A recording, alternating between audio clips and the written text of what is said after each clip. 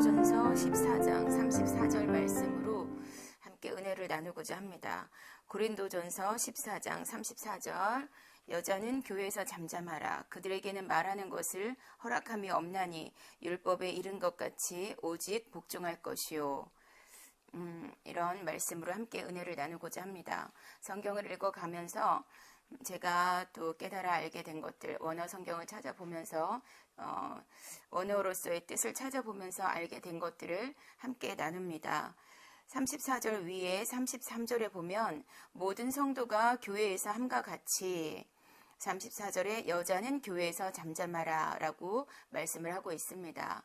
이 말씀이 많이 논란이 되고 있죠. 이 말씀 때문에 여성에게 목사 안수를 해주지 않고 또 어떤 데에서는 여자가 가르치는 것이나 설교하는 것이나 이런 것들을 허락하지 않는 그런 곳도 있는 것을 보았습니다. 또 어떤 여자 목사님이 설교하고 내려오니까 권사님이 엉엉 울면서 기도를 하더라. 세상이 어떻게 됐길래 여자가 설교를 하느냐라는 그런 내용으로 하나님께 하소연했다는 그런 말도 들은 적이 있습니다. 그럴 정도로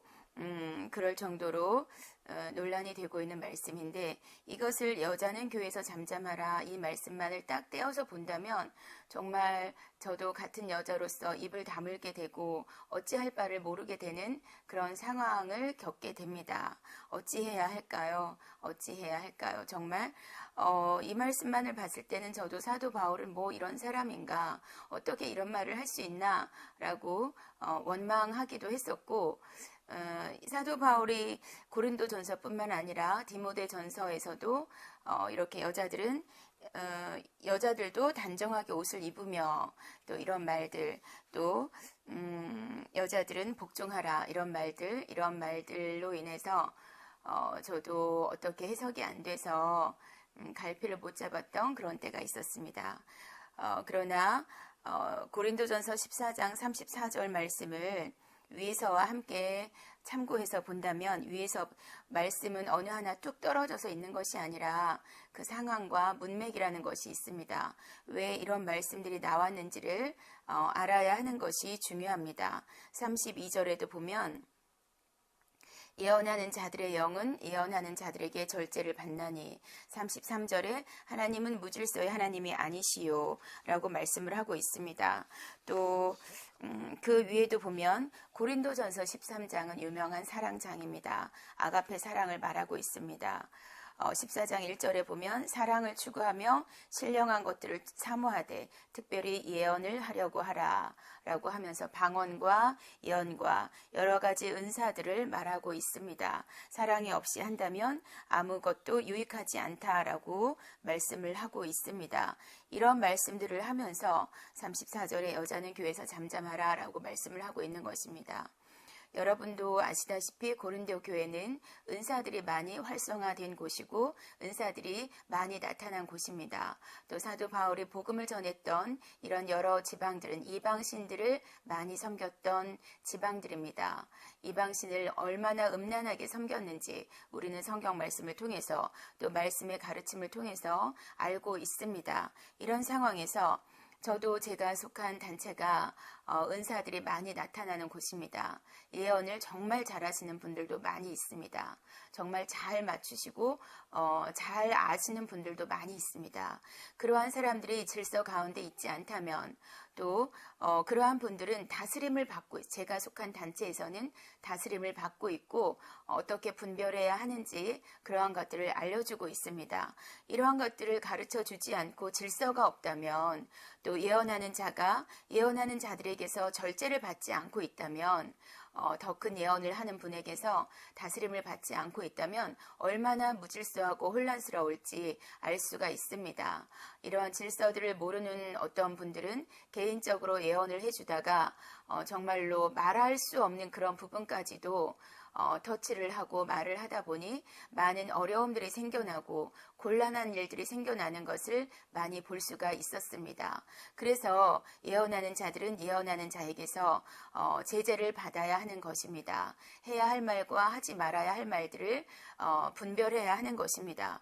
33절에서 모든 성도가 교회에서 함과 같이, 여자뿐만 아니라 모든 성도는 교회에서 잠잠해야 하는 것입니다. 여자만이 아니라 교회에서는 모두가 잠잠해야 하는 것입니다. 여기서 잠잠하다라는 뜻은 침묵을 지키다라는 뜻도 있지만 비밀을 지키다라는 뜻도 있습니다. 위에서 고린도전서 14장 34절 뿐만 아니라 그 위에서의 말씀들을 보면 예언하는 자들의 말을 알 수가 있습니다. 제가 말씀드렸다시피 예언하는 자들이 하나님께서 어떤 것을 알려주었다고 해서 분별 없이 말을 한다거나 또 이것이 검증되지 않은 것인데도 말을 한다면 얼마나 무질서함과 혼란 속에 있겠습니까? 그리고 또 내가 좀 예언의 은사가 있다고 해서 들어와서 바로 누구를 보고 그 사람을 보고 그런 예언의 말들을 한다면 그것이 듣기 좋은 말일 경우도 있지만 정말로 듣기 싫은 말일 수도 있습니다. 그런 것들은 분별을 해야 하는데 분별하지 않고 말을 한다면 정말 무질서한 혼란 가운데 있게 될 것입니다. 그래서 사도 바울은 교회에서 잠잠하라 라고 말을 하는 것입니다. 무슨 말입니까? 내가 좀 안다고 해서 내가 좀 무엇을 들었다고 해서 그것을 다 폭로하거나 이 사람 저 사람에게 이 말 저 말을 옮긴다거나 이런 것들을 하지 말라는 것입니다. 비밀을 지키라는 것입니다. 예언은 하나님께로부터 받은 것이니 그 사람과만 할 것이지 다른 사람에게 퍼뜨리거나 다른 사람에게 쓸데없이 말을 한다거나 이런 것들을 하지 말라는 것입니다. 우리는 말이 얼마나 무서운지 알 수 있습니다. 검증되지 않은 말, 또 확실하지 않은 말들을 퍼뜨림으로써 구설수에 오르는 경우도 많이 볼 수 있고 말 때문에 싸움이 일어나는 경우도 많이 볼 수 있습니다. 시험에 드는 경우도 많이 볼 수 있습니다. 그러므로 사도 바울은 교회에서 잠잠하라라는 것입니다. 비밀을 지켜라라는 것입니다. 네가 무언가 조금 알고 있다고 해서 함부로 떠들지 말라는 것입니다. 함부로 다른 사람에게 말하지 말라는 것입니다. 이것은 우리 여자뿐만 아니라 다른 남자분들에게도 동일하게 적용이 됩니다. 이것을 여자라는 잣대만을 두고 보아서 우리가 문제가 되지 교회에서와 같이 모든 성도가 교회에서 함과 같이 잠잠하라. 모든 성도는 교회에서 침묵을 지키고 비밀을 지키고 남의 말을 함부로 하지 말아야 하는 것입니다. 그래서 그 조건으로 그러면 35절은 무엇이냐? 무엇을 배우려거든 집에서 자기 남편에게 물을지니 여자가 교회에서 말하는 것은 부끄러운 것이라. 자, 말하다라는 것은 예언을 말하다라는 단어와 같은 뜻으로 쓰였습니다. 남자분들은 저도 같이 여자들과 교제하고 하다 보면, 교회에서 교제하다 보면, 우리 여자들은 세상 말로 5만 마디를 해야 살 수 있는 사람들이다라고 하잖아요. 그렇게 우리는 말하는 것을 좋아합니다. 그렇지만 남자분들을 보면 과묵한 것을 볼 수 있는데 어떤 것이 궁금하거나 정말로 그 사람이 그러한지 내가 들은 그 말이 내가 아는 이 말이 정말로 맞는 말인지 알고 싶다면 교회에서 그렇게 수근수근 떠드는 것이 아니라 집에 가서 남편과 대화를 해보라는 것입니다. 남편에게 물어보면 남편이 알고 있는 것과 내가 알고 있는 것은 다를 수 있습니다. 또 그래서 여자가 교회에서 그렇게 함부로 말하거나 떠들거나 다른 사람과 수근수근 거리거나 하는 것은 그것은 부끄러운 것이라고 말하고 있는데 당연합니다. 다른 사람들의 말들을 함부로 말하지 마십시오. 내가 알고 있는 비밀을 누군가에게 또 말하지 마십시오. 성경의 많은 부분에서는 말하는 것을 조심하라고 하고 있고 우리 혀에 재갈을 물리라고도 말을 하고 있습니다. 또 많은 말을 하는 것이 내가 그것의 결국은 올무가 되어서 나에게 돌아오는 것들을 많이 볼 수 있습니다. 그러므로 여자나 남자나 또 교회나 또 밖에서나 우리 믿는 사람들은 누구나 침묵을 지키고 비밀을 지키고 잠잠한 것이 마땅한 것입니다. 하나님의 말씀이 36절에 보면 하나님의 말씀이 너희로부터 임한 것이냐 또는 너희에게만 임한 것이냐. 사도 바울만큼 하나님의 말씀을 많이 들은 사람이 없고 사도 바울만큼 하나님의 말씀이 많이 임한 사람이 없습니다. 그런데 내가 예언의 은사가 좀 있다고 해서 하나님의 말씀이 너에게만 임한 것이냐 라고 말씀하는 것입니다.